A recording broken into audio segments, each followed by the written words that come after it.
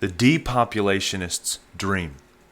A 3D printed suicide machine.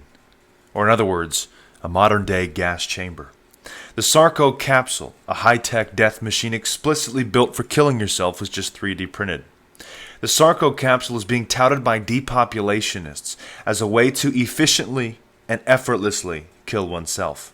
Sarco does not use any restricted drugs or require any special expertise, such as the insertion of a needle, says Dr. Philip, the Netherlands-based founder of Exit International. The Sarco Capsule, anyone who can pass the entry test, anyone can enter the machine and legally end their life, said Philip, a former physician who assisted in 4 suicides in Australia in the late 1990s under the short-lived Rights of the Terminally Ill Act of 1995. For the machine to be operable, a potential user of the death machine must access a code available online to get into the capsule. It's pretty shocking, right? Once inside the Sarco, the individual pushes a button that releases liquid nitrogen, which drops the oxygen level, leading to a speedy death. The worst part? The machine can be used over and over again. According to Exit International, once the coffin is detached, the device can be reloaded with another coffin and another potential user.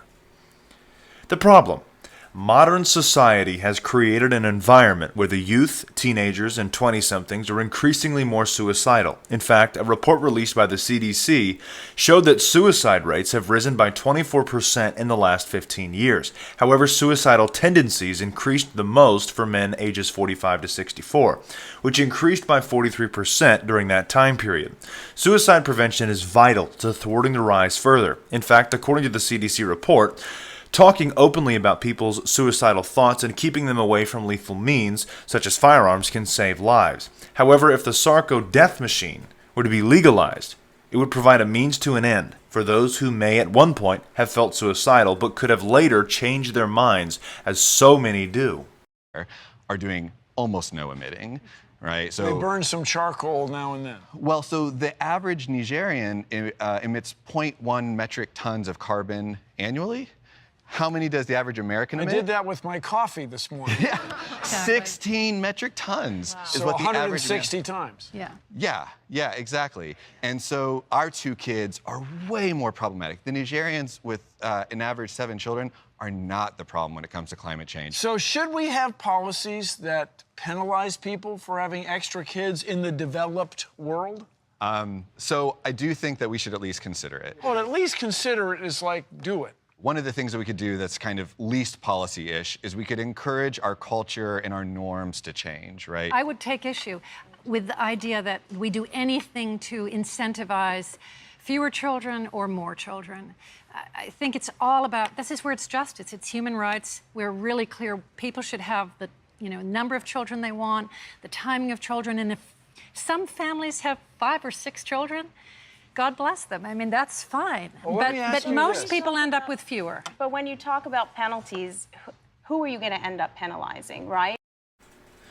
Similarly, the depopulationists or the environmentalists have stated that we should limit the amount of children that people can have. But it's okay if third world countries have as many children as they want, but in America, mainly America, we have to limit the amount of children that can be born.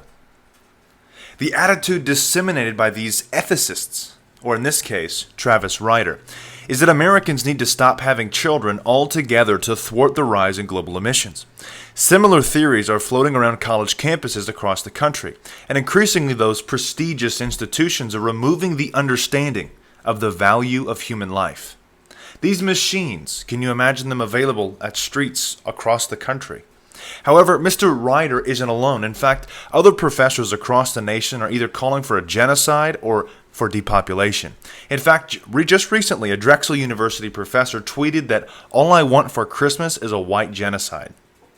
The attitude disseminated by these radical professors is affecting students and their views on the value of human life. Today, American policy can legally stop the suicide machine, but in a short time, that may change. That's all I've got for you. God bless and carry on.